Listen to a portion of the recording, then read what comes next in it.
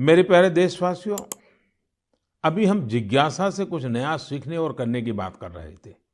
नए साल पर नए संकल्पों की भी बात कर रहे थे। लेकिन कुछ लोग ऐसे भी होते हैं जो लगातार कुछ न कुछ नया करते रहते हैं, नए नए संकल्पों को सिद्ध करते रहते हैं। आपने भी अपने जीवन में महसूस किया होगा, जब हम समाज के लिए कुछ करते हैं तो बहुत कुछ करने की ऊर्जा समाज हमें खुद ही देता है। सामान्य सी लगने वाली प्रेरणाओं से बहुत बड़े काम भी हो जाते हैं। ऐसे ही एक युवा है, श्रीमान प्रदीप सांगवान। गुरुग्राम के प्रदीप सांगवान 2016 से हीलिंग हिमालय नाम से अभियान चला रहे हैं। वो अपनी टीम और वॉलंटियर्स के साथ हिमालय के अलग अलग इलाकों में जाते हैं और जो प्लास्टिक कचरा टूरिस्ट वहां छोड़कर आते हैं वो साफ करते हैं। प्रदीप जी अब तक हिमालय की अलग अलग टूरिस्ट लोकेशन से टनों प्लास्टिक साफ कर चुके हैं।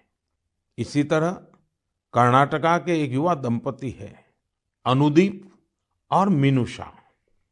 अनुदीप और मिनूषा ने अभी पिछले महीने नवंबर में ही शादी की है। शादी के बाद बहुत से युवा घूमने फिरने जाते हैं, लेकिन इन दोनों ने कुछ अलग किया।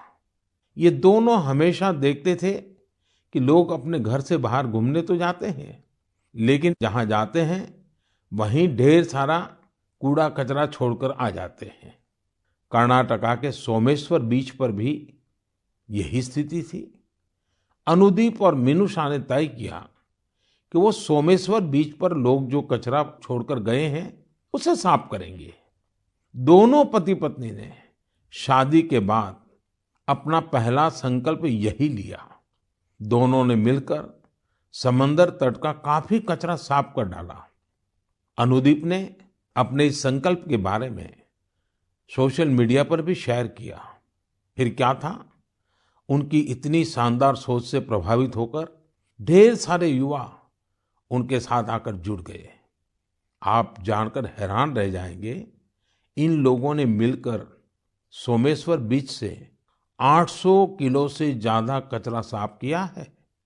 साथियों, इन प्रयासों के बीच हमें ये भी सोचना है कि ये कचरा इन बीचीज पर, इन पहाड़ों पर पहुंचता कैसे है।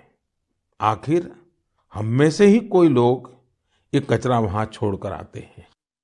हमें प्रदीप और अनुदीप मिनूषा की तरह सफाई अभियान चलाना चाहिए, लेकिन उससे भी पहले हमें ये संकल्प भी लेना चाहिए कि हम कचरा फैलाएंगे ही नहीं। आखिर स्वच्छ भारत अभियान का भी तो पहला संकल्प यही है।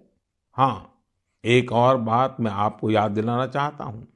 कोरोना की वजह से इस साल इसकी चर्चा उतनी हो नहीं पाई है। हमें देश को सिंगल यूज प्लास्टिक से मुक्त करना ही है।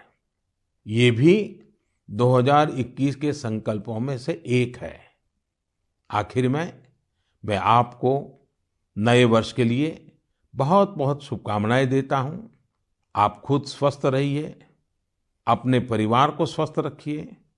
अगले वर्ष जनवरी में नए विषयों पर मन की बात होगी।